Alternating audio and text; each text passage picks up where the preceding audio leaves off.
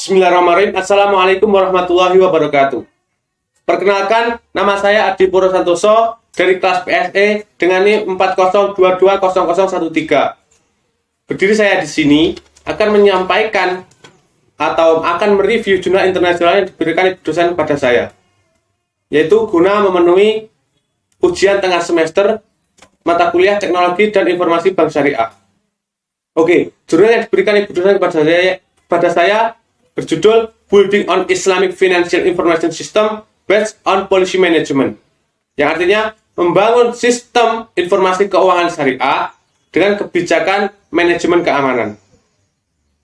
Yaitu jurnal ini dibuat oleh Izzat Al-Mahdi pada tahun 2014. Oke, di sini penulis jurnal memberikan usulan atau memberikan saran kepada pihak-pihak perbankan syariah dan umumnya kepada perbankan di seluruh dunia untuk menggunakan sistem keamanan SACML. Nah, apa itu SACML? Sebelum kita membahas terlalu jauh mengenai sistem SACML, maka saya akan menjelaskan mengenai pengertian dari kebijakan manajemen keamanan. Oke, kebijakan manajemen keamanan adalah alat kebijakan untuk mengatur kontrol akses dengan cara pengujian dan verifikasi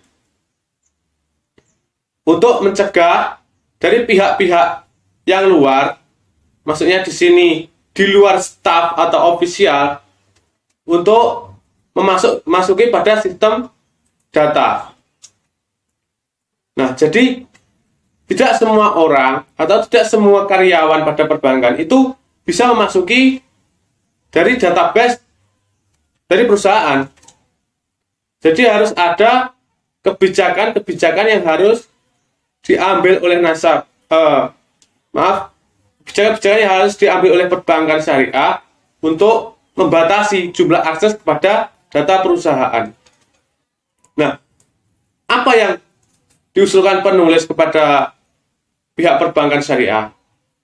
Yaitu menggunakan sistem keamanan SACML, yaitu standar dari OASIS dengan menspesifikasikan keamanan ABAJ menggunakan format XML.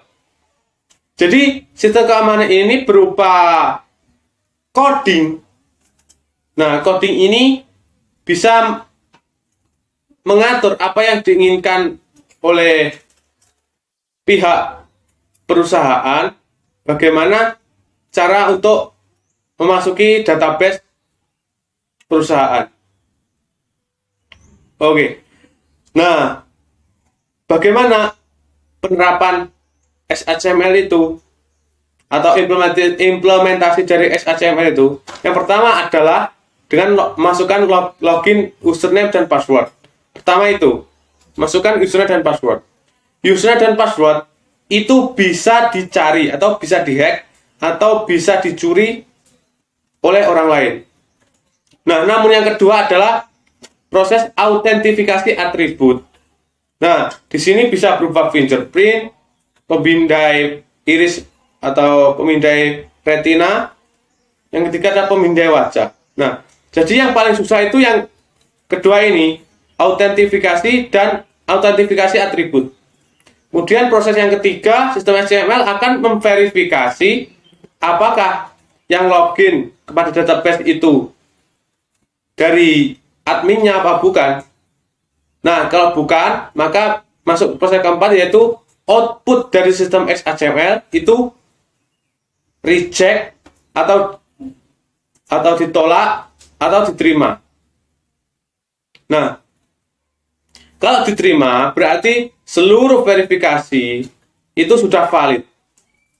Nah, kalau ditolak berarti ada dari pihak-pihak luar yang ingin membobol atau mengakses kepada database perusahaan atau database perbankan. Nah, sistem keamanan ini sangat cocok digunakan untuk melindungi data-data nasabah dan untuk melindungi data-data perusahaan dari para hacker dan cracker. Mungkin cukup sekian dari saya. Apabila ada kurang lebihnya, saya mohon maaf yang sebesar-besarnya. Akhiran, wassalamualaikum warahmatullahi wabarakatuh.